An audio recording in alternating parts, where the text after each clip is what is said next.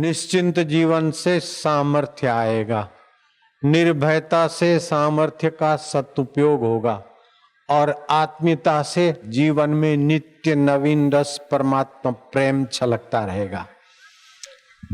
दोनों सेनाओं के बीच श्री कृष्ण की बंसी बज रही है और हृदय में नित्य नवीन रस छलक रहा है।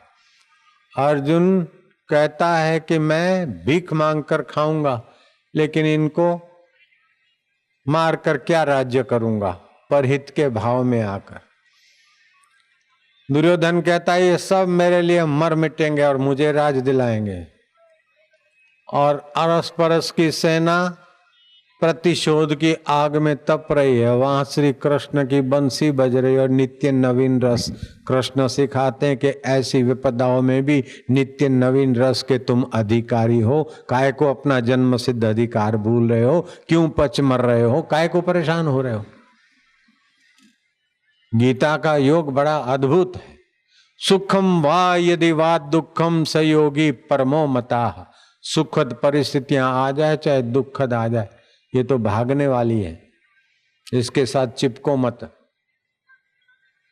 हम क्या करते? बेवकूफी है, सत्संग के बिना ये बेवकूफी मिटती नहीं। सुख आता है तो उसको संभाले रखने में, चिपक रहने में लगते, और दुख आता है तो वो आए नहीं और दोबारा ना आए अथवा वो दुखी हो जाते। तो दुख के भय से हमारी शक्तियों का ह्रास होता है, सुख की लालच से हमारी शांति और निश्चिंतता का ह्रास होता है। दोनों तरफ हम मार खा रहे। ये मनुष्य जीवन में इस मारपीट से बचने का ही मौका है। ये मनुष्य जीवन की बुद्धि है कि ये मुसीबतों से बचे। अगर सुखद अवस्था आई और कुत्ता खुश हो गया, पूंछ हिलाई तो, और दुखद अवस्था आई तो कुत्ते ने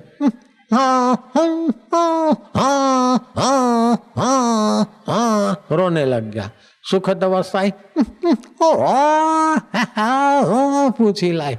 अगर कुत्ता जो सुखी दुखी होता है और हम भी सुखी दुखी हुए तो हमने मनुष्य जन्म पाकर क्या झक मार लिए? अनुकूलता में तो कुत्ता भी खुश हो जाता है और प्रतिकूलता में कुत्ता भी दुखी हो जाता है, और आप भी हम भी वही करते रहे तो क्या बहादुरी हो गई बेटे। तो श्री कृष्ण कहते हैं सुखम वा यदि वा दुखम, सुखद स्थिति आए चाहे दुखद स्थिति आए, आप इन दोनों के सिर पर पैर रखकर नित्य नवीन रस को, नित्य नवीन सामर्थ्य को, नित्य नवीन आत्म भाव को जगा कर चलो। ऐसा जीवन जी के, ऐसा जीवन जीने के लिए मनुष्य जन्म मिला है। जरा जरा बात में दुखी, जरा जरा बात में सुखी, और कोई बोलता है मेरे को फलाना ने बहुत दुख दिया। और आजकल की तो बूढ़ियां तो आए राम तौबा कर दो, क्या करें, आई गुल्लू की माँ मेरी बहू ने तो ऐसा कर दिया, अरे छच्चू की चाची मेरी बहू ने तो ऐसा कर दिया, अरे हो रे हो सुनो, कोई सुनती तो नहीं। आजकल जमाना खराब हो गया, इससे तो मर जाए तो अच्छा। अरे बुद्धू बुढ़िया, तू मरना कबूल करती है लेकिन अच्छा ज्ञान पाना कबूल नहीं करती है। बेटे कमा रहे हैं, पति ला रहा है, बहुएं बना रही है, तेरे को रोटी मिल रही है। आजकल जमाना खराब है, ये खराब है, तेरी खोपड़ी में खराबी घुसी हुई है। को काहू को नहीं सुख दुख करी दाता, निज कृत कर्म भोगत ही भ्राता। अपनी बेवकूफी से हम दुखी होते, अपनी नासमझी से हम परेशान होते। ईश्वर प्राप्ति कठिन नहीं है। दुनिया में त्रिभुवन में सरल उपाय है तो परमात्मा प्राप्ति नहीं हुआ था, तभी हमको कठिन लग रहा था। दूसरे सब में सब कुछ करना पड़ता है, या कुछ न करो तो भगवत प्राप्ति मिलू जाए। कोई संकल्प विकल्प न करो और भगवत प्राप्ति सदा प्राप्त है।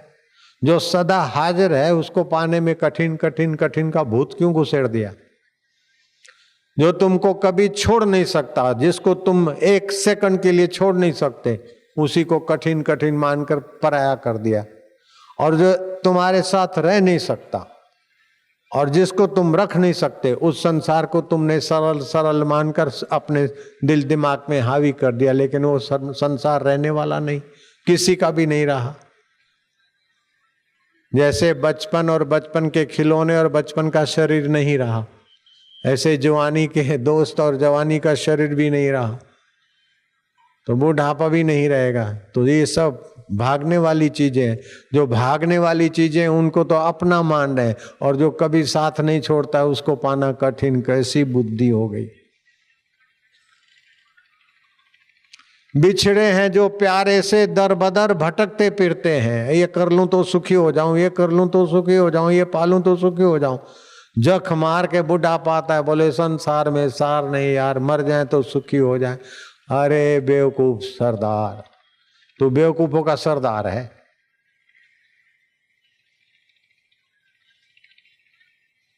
मर जाने में सुख मान रहा है। क्या करें, लड़के ऐसे हो गए, आज जमाना खराब है। अरे माइया क्यों खाम खा अपनी खोपड़ी का दही बना रही हो, दही बिलो रही हो कि पानी बिलो रही हो कि गटर बिलो रही हो। बहू ऐसी है, ननंद ऐसी है, भाभी ऐसी है, फलाना ऐसा है, फलाना तैसा है। काय को झंझट बनाकर मुसीबत में उसमें अपने आप को फेंक रही हो। जमाना बहुत खराब है, कोई सार नहीं, इससे तो मर जाए। अरे मर जाने में भी कोई सार नहीं। मरो मरो सबको कहे, मरना न जाने कोई, एक बार ऐसा मरो कि फिर मरना ना होई। ऐसा मर के दिखाओ। अपनी बेवकूफी लेकर भगवान में डूब के दिखाओ, फिर देखो, फिर मरना ना हो। भगवान के साथ एकाकार। जैसे पसीना लेकर गंगा जी में कूदते और बाहर आते तो पसीना रहता है क्या, गर्मी रहती है क्या? ऐसे ये बेवकूफी सहित भगवान में कूद पड़ो। चलो, मैं नहीं हूं, तू ही है। क्या करे, जमाना बड़ा खराब है। बहू को तो समझाती हूं, मानती नहीं। जमाना बड़ा खराब है। अरे तेरी खोपड़ी में खराबी संस्कार घुस गए। जमाना खराब है।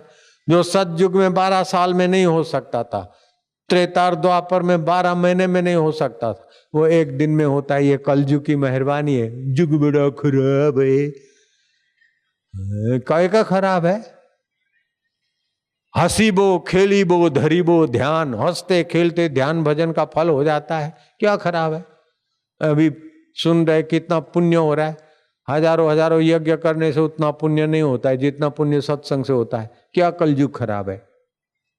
तारा बाप रो कहीं जाए, कलयुग आइयो, कलयुग आइयो, आइयो तो आइयो, भलो वो चंगो वो चोखो चंगा होया पल्ले पल्ले। जो आया भला होया, वो दुख आया तो भला होया। सुख की आसक्ति मिटाने को आया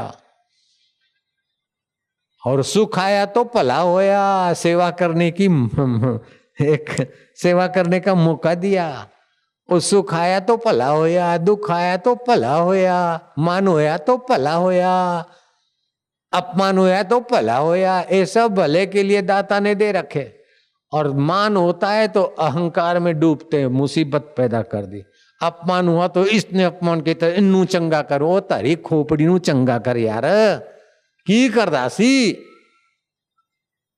बहू को चंगा करो, सासू को चंगा करो, तू बेटी अपनी समझ को चंगा कर ले। मेरी लाली, मेरी पुण्यात्मा बच्चिया, तू काय को ये बहू खराब है, सासू खराब है, तेरी सूझबूझ चंगी कर ले देवी। बेटा खराब है, मां खराब है, मेरा पड़ोसी खराब है। जग में वैरी कोई नहीं, जो मनवा शीतल होए, अपनी बेवकूफी डाल दे तो प्रेम करे सब कोई। अपनी बेवकूफी फेंक दे, बेवकूफी मिटेगी सत्संग से, पुण्य कर्म से नहीं मिटेगी। लड़ाई झगड़ों से नहीं मिटेगी। अंधेरा मिटेगा रोशनी से, बेवकूफी मिटेगी सत्संग वैदिक ज्ञान से। ओम नमो भगवते, ओम नमो भगवते वासुदेवाय, प्रीति देवाय, भक्ति देवाय, माधुर्य देवाय, आत्मदेवाय, मम देवाय, गुरुदेवाय, प्यारे देवाय, प्रभु देवाय। अब दुनिया खराब हो गई, जमाना खराब हो गया क्या है? जमाना खराब? अरे बढ़िया है, बस ऐसा बोला करो, माँ आपस में मिलो न, ऐसी बातें करो। भगवान आनंद स्वरूप है, भगवान ज्ञान स्वरूप है। बहू के द्वारा भगवान ये ज्ञान कराना चाहते हैं कि संसार की आसक्ति छोड़ो। सासू के द्वारा भगवान ज्ञान कराना चाहते हैं कि संसार में जल्दबाजी करके सुखी होने की गड़बड़ मत करो। तो सासू के द्वारा, बहू के द्वारा, बेटा बेटी के द्वारा, पड़ोसी के द्वारा भगवान कभी अनुकूलता देते और कभी प्रतिकूलता देते। अनुकूलता का सदुपयोग करके अनुकूलता की आसक्ति मिटाओ, और प्रतिकूलता में प्रतिकूलता में परमात्मा की कृपा देकर समता लाकर सच्चे सिंहासन पर पहुंच जाओ। ये सभी के जीवन में आता है। एक राजा को बहुत वर्षों के बाद बालक हुआ। अरे बलिहार मुन्नू, हो इतने साल के बाद आया, कहाँ गया था बिट्टी? हो एक पर एक सियाने मंत्री और सेवक रख दिए कि मेरा एक लौता 35 साल के बाद आया है। कुछ भी हो जाए ध्यान रखियो, मैं तुमको तुम्हारे मुंह में हीरे मोती भर दूंगा, मुंह और हाथ तुम्हारे मिठाइयों से और हीरे मोती से भर दूंगा। मेरा मुन्ना कभी रोने ना पाए, इतना ख्याल रखो। अब मुन्ना तो मुन्ना ही है। कितना भी मंत्रियों ने, नौकरों ने कोशिश की कि राजकुमार ना रोए, लेकिन वो चांद ला के दे दो। अब कैसे ला के देंगे? वो आती ले आओ, बल्ला ना कर दो घर में, जरा जरा बात में। लेकिन बच्चा निर्दोष है तो बाहर से रो लेता है, और बड़े आदमी जरा हरामी है, इसलिए भीतर भीतर रोते रहते हैं। इसने ऐसा कर दिया, उसने ऐसा कर दिया। बड़े लोग हरामी है ज्यादा, रोते दोनों हैं, बच्चे भी रोते हैं, बड़े भी रोते हैं। 50 साल वाले, 25 साल वाले भी रोते रहते, बेटा ऐसा है, सासू ऐसी है, फलाना ऐसा है, चेला ऐसा है, गुरु ऐसा है, फलाना ऐसा है। ये भी रो नहीं है, ये भीतर भीतर बच्चा तो बाहर रो लेता है, और अपन लोग इतने हरामी हो गए, भीतर भीतर फरियाद करके रोते रहते। अरे न खुशी अच्छी है, न मलहाल अच्छा है, यार तू जो कर दे वो हाल अच्छा है। हरि ओम हरि ओम ओम ओम ओम ओम ओम ओम ओम ओम ओम ओम। आनंद देवा हरि ओम ओम ओम। ज्ञान दाता हरि ओम ओम ओम। माधुर्य दाता बिन फेरे हम तेरे।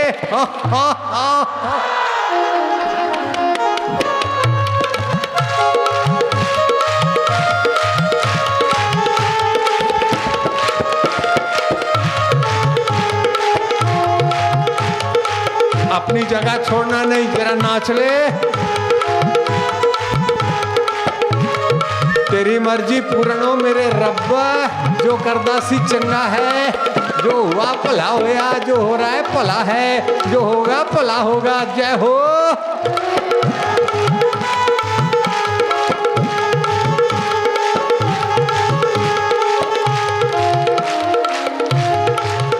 बैठ जाओ। आप ध्यान भजन सत्संग सुनने आए हो कि नाचना गाना सीखने आए हो? बैठ जाओ।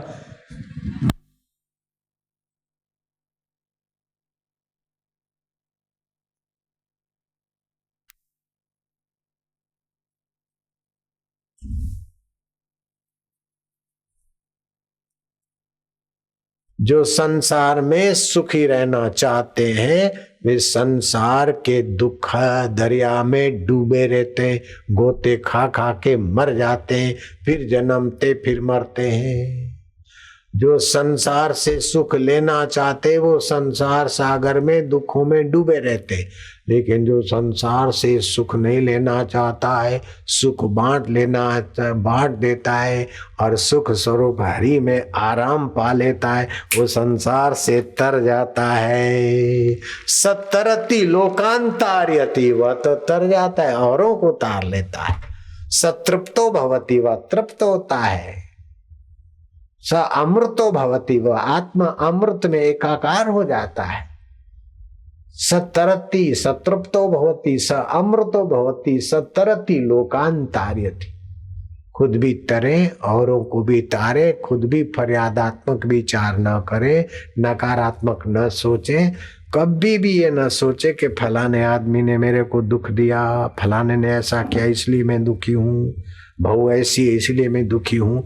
अरे सासू मैया, बहू के द्वारा भगवान तेरी आसक्ति मिटाने के लिए लीला कर रहे। वाह वाह लीलाधर, तेरी कृपा है कि ऐसी बहू भेज दी कि कुछ न कुछ गड़बड़ी करते मेरी ममता मिटाने की। तो बहू चाहे कैसी भी हो, लेकिन तू भगवान का स्मृति करके अपना काम बना ले। और बहू बढ़िया है कि वाह भगवान, बहू ऐसी मिली कि चिंता हार ली, अब तो मैं तेरा चिंतन करते तेरे साथ एकाकार हो रही हूँ। दोनों हाथ में लड्डू ले लो ना, दोनों हाथ में मुसीबत क्यों। बहू बढ़िया है तो उसकी आसक्ति करते करते मरेगी तो बहू के घर में न जाने चूहा बन के आएगी कि चिपकली बन के आएगी। और वो गड़बड़ करती है तो ये राग द्वेष रह गया तो न जाने क्या क्या बदला लेने के लिए भटकना पड़ेगा।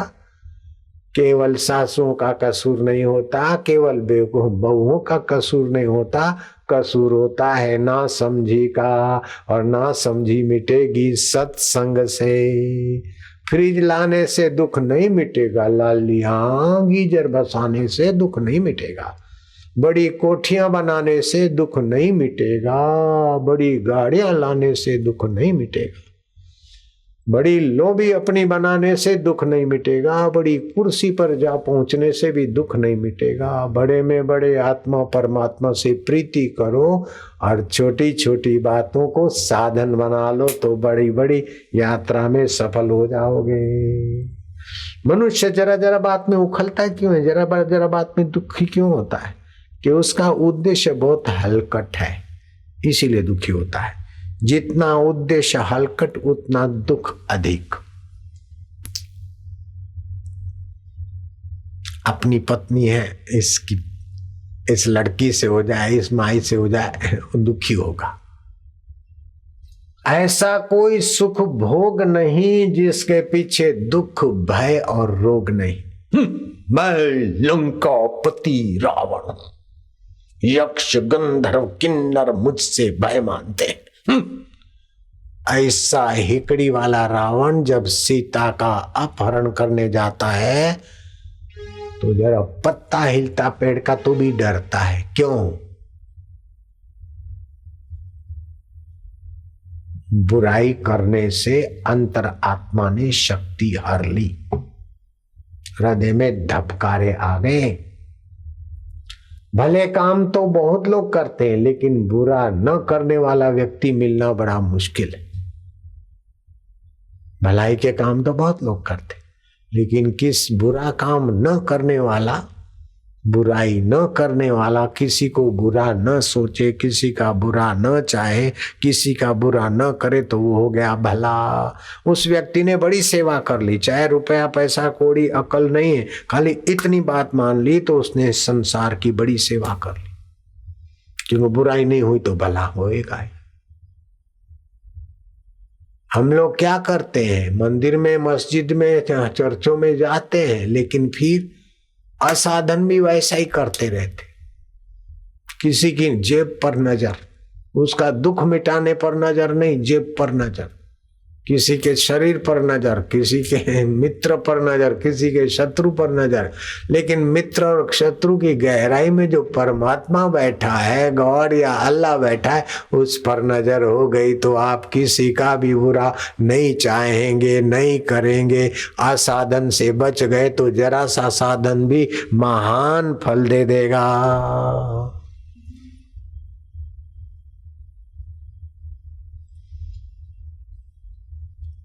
अब देखिए, भगवान राम के दर्शन किए हैं निषाद राज ने, भगवान राम की सेवा करें लखन भैया, कितनी ऊंची स्थिति है, फिर भी कहां गलती होती है। देखो, राम जी को जब वनवास हुआ, राम जी अयोध्या छोड़ के चले। दूसरी रात रामचंद्र जी आराम कर रहे थे। लक्ष्मण भैया ने उठाया धनुष्य बाण, निषाद राज ने राम जी की आओ भगत की थी, वे भी लखन भैया के साथ रात्रि को प्रभु की सेवा में लग गए। अब प्रभु का दर्शन किया है निषाद ने, लखन भैया का साथ है, इतना ऊंचा साधन है, लेकिन असाधन शुरू हो गए कि अरे कैकेयी ने कितना कहर कर दिया राम जी को और सीता जी को, इतना दुख, और लखन भैया तुम्हारे लिए इतनी मुसीबत, कैकेयी कैसी है, ऐसे करके कैकेयी के बारे में निषाद राज जहर उगलने लगे। लक्ष्मण ने क्या सुंदर बात कही कि सुखस्य दुःखस्य न कोपि दाता परो ददाति तिम कुबुद्धि रेशा अहम करोमि तीति वृथा अभिमाना स्वकर्म उत्तर ग्रथितो ही लोकाः। सुख और दुख कोई दूसरा देता है, ये कुबुद्धि है, कुबुद्धि। आप लिख लेना अपने हृदय की डायरी में, सुख और दुख कोई दूसरा देता है, ये कुबुद्धि है, कुबुद्धि। अपना पुण्य से सुखद अवस्था आ जाती है, सुखद व्यवस्था बन जाती है, अपने पाप से ही दुखद अवस्था, दुखस्त व्यवस्था बन जाती है। लेकिन उसमें दुखी हूं करके, बेवकूफी करके दुख में डूबो तो भयभीत हो जाओगे, और सुख में डूबो तो भोगी बनकर खोखले हो जाओगे। सुख और दुख पूर्वकृत कर्मों की परंपरा है, प्रकृति की व्यवस्था है। बारिश होती है ना, है फूल लताएं टहनियां, है पेड़ पौधे बड़े आह्लादित आनंदित होते, हर बड़े फूल खिले होते जंगल में, इधर उधर देखो तो सावन का महीना, पवन करे शोर, ऐसा वातावरण होता है। लेकिन वही पेड़ पौधे और लताओं को जब जेठ और आषाढ़ मास की गर्मी का दुख पड़ता है तो क्या करें? ये तो प्रकृति में है अनुकूलता प्रतिकूलता। अनुकूलता आई और चली गई, प्रतिकूलता आई और चली गई, ये सब भागम भागी वाले हैं। लेकिन जो पहले था, अब भी है, बाद में रहेगा, और जो सत स्वरूप है, जो ज्ञान स्वरूप है, जो आनंद स्वरूप है, जो सुख स्वरूप है, जो परम सुहृद है, जिसकी स्मृति मात्र से प्रसन्न हो जाता है। अच्युत स्मृति मात्रेण, गाड़ी की स्मृति करो और वो निगुड़ी प्रसन्न हो जाएगी, ये बात मैं नहीं मान सकता। पैसों का सुमरण करो, प्रसन्न होकर तुम्हारा मंगल कर देंगे, ये बात मैं नहीं स्वीकारता। किसी नेता का सुमरण करो और वो तुम्हारे दुख मिटा देगा, ये बात मैं नहीं मान सकता।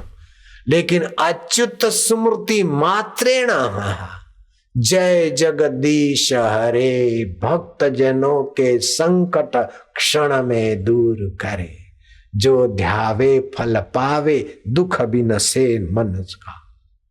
मानसिक दुख दूर हो जाते, सुख संपत्ति घर आवे, कष्ट मिटे तन का।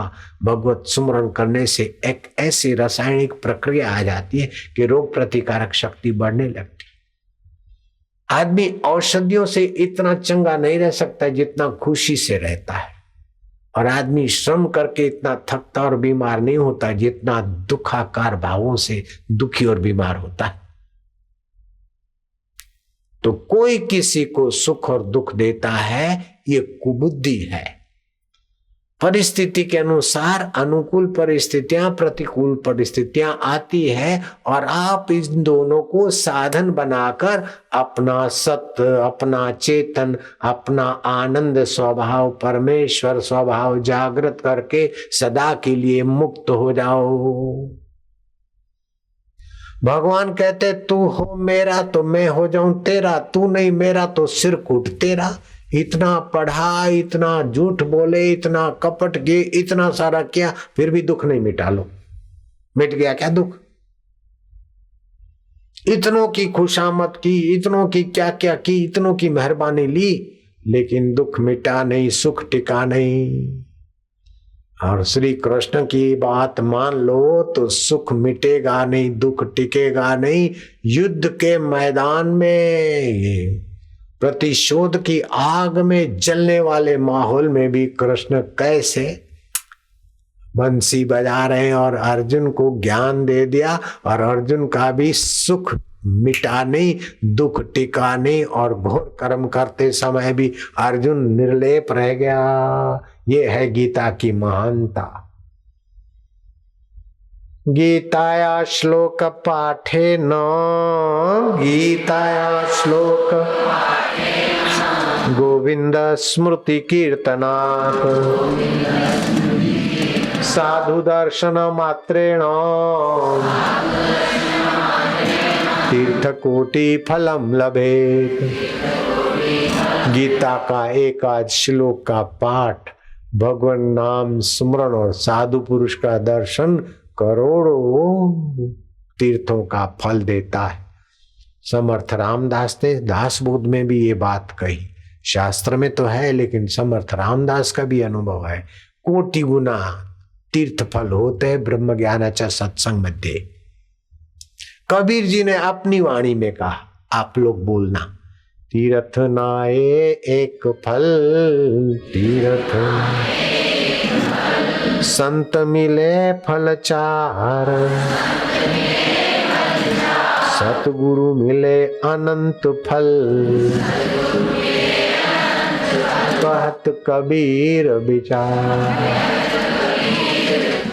तीर्थ में नहाएंगे तो पुण्य फल होगा, अगर संत मिले तो तीर्थ में धर्म लाभ होता है, संत मिले तो धर्म, अर्थ, काम और मोक्ष चारों की बातों का रास्ता खुलता है।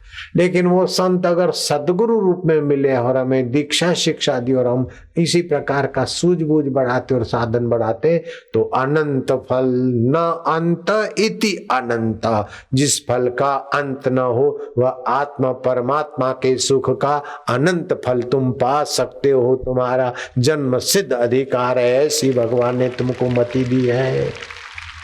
राजा भोज ने एक ज्वेलर का बहुमान समारंभ रखा। वो जवेरी ऐसा अद्भुत था कि सारे राज्य के जवेरी राजा भोज के परदादा का जो वो मुकुट था, उसमें जो मणि था, उसको परखने में विफल हुए थे। लेकिन इस जवेरी ने उस मणि को परखा और उसकी व्याख्या भी बता दी कि ये कारण ये 99 लाख का हीरा है। चांदनी रात में मैं सोचा ये चंद्रमणि है तो ये भी नहीं निकली, लेकिन ऐसे ऐसे करने से तो राजा भोज हीरा परखने की विद्या में कुछ गतिशील थे, फिर भी वो नहीं जान सके। सारे जवेरी बाप पुकार गए। उसकी समस्या का समाधान जिस बूढ़े 80 साल के जवेरी ने किया, ज्वेलर ने, उसका सम्मान समारंभ में भोज ने कहा कि तुम इनको दिल खोलकर इनाम दे दो, मंत्री तुम बुद्धिमान हो। थाल भरकर हीरे जवाहरात अशरफियां दे सकते हो, 2, 5, 10, 25 गांव दे सकते हो, अरे आधा राज्य भी दे डालोगे तो मैं तुम्हें टोकूंगा नहीं।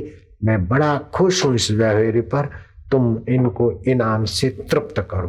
तो वो मंत्री बुद्धिमान था, उठा, उसने कहा मुझे तो उचित लगता है कि इस 80 साल के बुद्धिमान जवेरी के टाल पर 7 जूते जमा दिए जाएं, यही इनके लिए इनाम उचित होगा। सारा माहौल गंभीर हो गया और राजा भोज रुष्ट से हो गए। मंत्री ने कहा राजन रुष्ट मत होइए, आपने कहा जो उचित लगे, मुझे ये उचित लगता है, क्योंकि एक मनुष्य जन्म मिलना दुर्लभ है और फिर इतनी बढ़िया बुद्धि मिलना दुर्लभ है। जिस बुद्धि से तू बुद्धिदाता को जान सकते थे, सुख दुख के सिर पर पैर रख सकते थे, अनुकूलता प्रतिकूलता ये सब भागने वाली चीजें हैं। रहने वाला सतचित आनंद स्वभाव नित्य स्वभाव है, उसमें स्थिति कर सकते थे। उसमें स्थिति न करके बुद्धि को पत्थर पारखने में लगा दी। बताओ ये बुद्धि जन्म मरण से छुड़ाएगी क्या? मरने के बाद पत्थर पारखने की अक्ल क्या काम देगी? फिर जन्म लेने को आओ और जन्म मिले ना मिले तो गटर में बहो, तो ऐसी बुद्धि गटर में बहाए तुमको। तो ऐसे बुद्धि का इस्तेमाल करने का, इसने जो अपराध किया इसलिए इसके सिर पर 7 जूते मारने चाहिए। कहीं आप हम उस जवेरी की लाइन में तो नहीं आ रहे हैं? बाबू लोग, साहब लोग, सेठ लोग, जरा रुक जाना। कितनी चतुराई किया, लेकिन ये मरने वाले शरीर को सुविधा दिलाने के लिए फिर भी ये फरियाद करता ही रहेगा और अंत में धोखा देके मरेगा। आप नहीं चाहेंगे तब भी बीमार होगा, आप नहीं चाहेंगे तब भी बूढ़ा होगा, आप नहीं चाहेंगे तब भी मर जाएगा। इस धोखेबाज शरीर को मैं मानकर इसी के लालन पालन में अपनी बुद्धि तो नहीं खर्च कर रहे हैं? नहीं कर रहे ना? क्या कर रहे हैं बुद्धिजीवी साहब लोग, सेठ लोग, अकल वाले लोग क्या कर रहे हैं?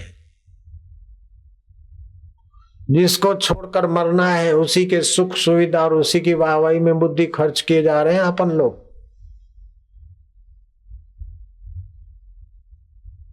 इंसान की बदबख्ती अंदाज से बाहर है, कम वक्त खुदा होकर बंदा नजर आता है। तो 2 अरब न्यूरॉन्स, 2 अरब कोशिकाएं, मनुष्य की योग्यताओं का लाखवां हिस्सा मनुष्य ने विकसित किया और बुद्धिमान होकर बुद्धिजीवी बन जाता है। लेकिन कृष्ण इस बात पर राजी नहीं। आप बुद्धू होकर संसार में पिटे कोसे जाए, शोषित हो जाए, इस बात पर भी धर्म ग्रंथ शास्त्र संत और भगवान राजी नहीं है। और आप बुद्धिमान होकर बुद्धिजीवी होकर बुद्धि को खर्च करते हुए मरने वाले शरीर के पीछे जन्मते मरते रहे, ये भी श्री कृष्ण को मंजूर नहीं है। श्री कृष्ण कहते हैं भजताम प्रीति पूर्वकम ददामी बुद्धि योगम तम ये न माम उपयांति ते। जैसा मैं नित्य सतचित आनंद स्वरूप हूँ, ऐसे सतचित आनंद स्वरूप अपने आत्मा को जानने के लिए आप मेरे से बुद्धि योग ले लीजिए। बुद्धिजीवी बनकर आप रुक न जाइए, बुद्धू बनकर खप न जाइए, बुद्धिजीवी बनकर खप न जाइए, बुद्धि योगी बनकर अपने आत्मा की अमरता जानकर मुक्त हो जाइए, महान हो जाइए। प्रकृति के प्रवाह से सदा के लिए अपना छुटकारा पा लीजिए। कितनी हितकारी बात है, कितनी ऊंची बात है। इस बात को सुनने के लिए आप जितना भी कुछ खर्च करें वो कम है। हे राम जी, ज्ञानवान की भली प्रकार सेवा करनी चाहिए, उसका बड़ा उपकार है। उस संसार समुद्र से तार लेता है। सेठों का, साहूकारों का, धर्मात्माओं का, तपस्वियों का आदर अपनी अपनी जगह पर है, लेकिन समाज में एक से एक ऊंचे आदरणीय लोग हैं। उन सब का आदर ठीक, लेकिन हाथी जैसे सब जीव जंतुओं से हाथी बड़ा है। ऐसे सब आदरणीय लोगों में राजा का, चक्रवर्ती राजा का आदर बड़ा है। लेकिन हे राम जी, हिमालय के आगे वो हाथी का बड़प्पन क्या है? ऐसे ब्रह्मज्ञानी की ऊंचाई के आगे चक्रवर्ती का बड़प्पन क्या है?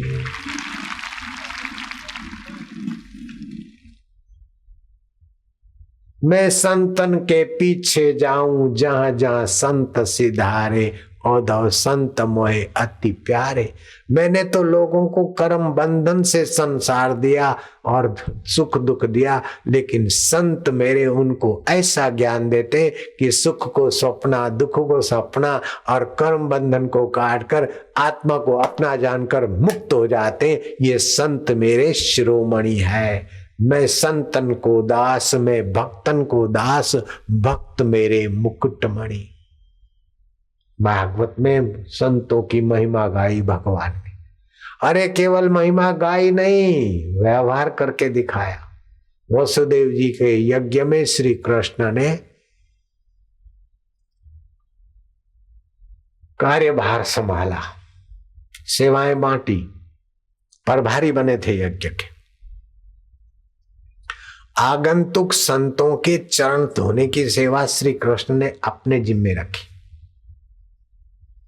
जूठी पत्तलें उठाने की सेवा श्री कृष्ण ने अपने हाथ में रखी।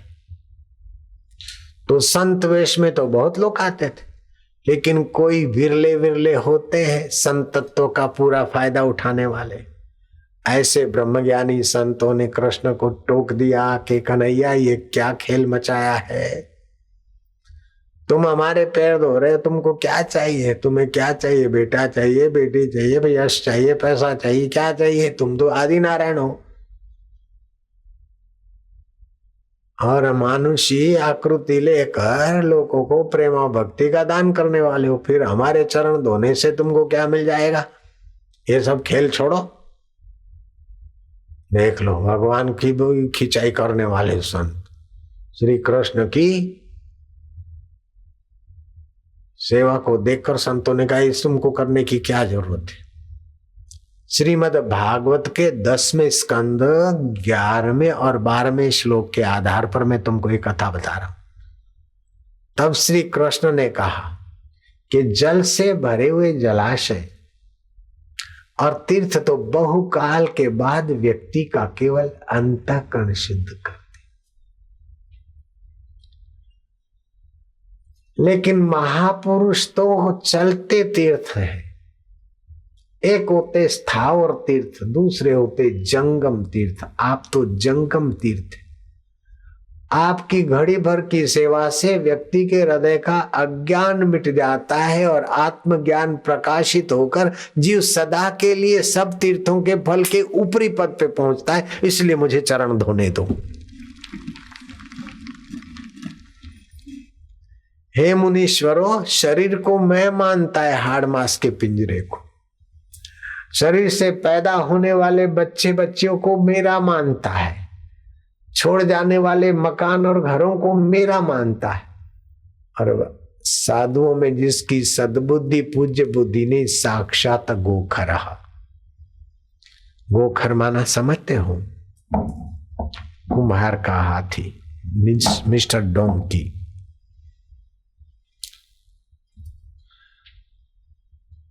जन्मश भिजु स एव गोखराहा, भागवत में आया। केवल जलमय तीर्थ ही तीर्थ नहीं कहलाते और केवल मिट्टी या पत्थर की प्रतिमा ही देव नहीं कह होती। संत पुरुष ही वास्तव में तीर्थ और देवता है, क्योंकि तीर्थ और प्रतिमाओं का बहुत समय तक सेवन किया जाए तब वे पवित्र करते, परंतु संत पुरुष तो दर्शन मात्र से कृतार्थ कर देते हैं।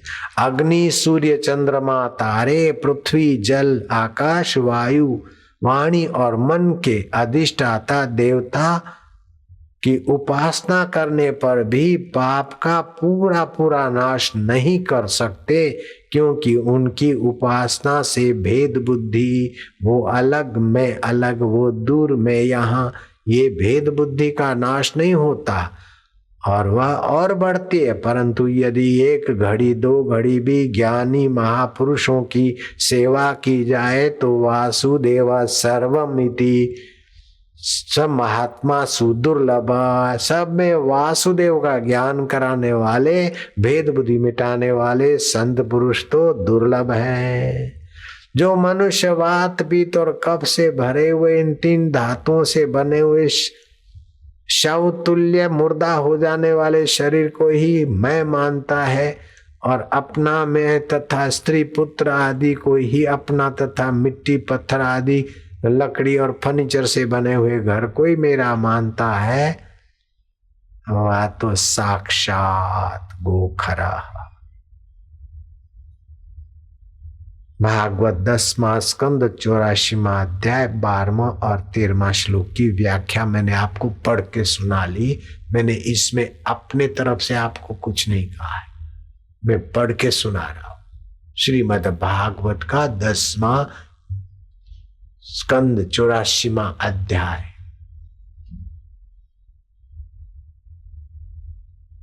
11वां 12वां और 13वां श्लोक। तो काय को अपन पशु जैसा जी। गधा भी हरा चारा पाकर सुखी हो जाता और डंडा देके दुखी हो जाता। अपन भी यही करते रहे तो फिर क्या हो गया। कुत्ता भी जलेबी देख के पूंछ हिलाता और डंडा देख के घबराता है। अपन भी ये करते रहे। नहीं मेरे बेटे, लाले, भैया, साहब, सुख का आप सदुपयोग करो, सुख के भोगी मत बनो, इससे आप खोखले हो जाओगे। दुख का आप सदुपयोग करो, दुख से डरो नहीं। और किसी ने दुख दिया ऐसा करके गांठ बांध कर बदला लेने के द्वेष की आग जलाओ मत। इसको ठीक करूंगा, उसको ठीक करूंगा। तू यमराज नहीं है, तू यमदूत नहीं है, तू पुलिस अधिकारी नहीं है, तू न्यायाधीश नहीं। तू तो अपना काम करके इसको ठीक करूं, उसको ठीक करूं, ये तेरा विभाग नहीं। तू अपने को ठीक करके अपना कल्याण कर ले भैया। राजकुमारी को कांटा चुभ गया। बेवकूफ राजा ने आदेश कर दिया कि सारी पृथ्वी को ढक दो चमड़े से। पृथ्वी को ढक दिया और बारिश हुई तो है बीमारी फैली। सियाने संत महात्मा आए, बोले ये क्या मुसीबत मोल ले ली। उस समय जूतों का विकास नहीं हुआ होगा। संत ने आइडिया लगाई और किसी व्यक्ति को बताया ऐसा ऐसा जूता बनवा। बोले अब ये पृथ्वी ढकने की जरूरत नहीं, तुम्हारा राज्य नहीं और कोई राज्य में भी चली जाएगी फिर भी इसे कांटा नहीं चुभेगा, क्योंकि अपने पैर में जुतिया आ गई। ऐसे आप अपने हृदय में भगवत कवर पहन लीजिए, सारा संसार आपके लिए नंदनवन हो जाएगा।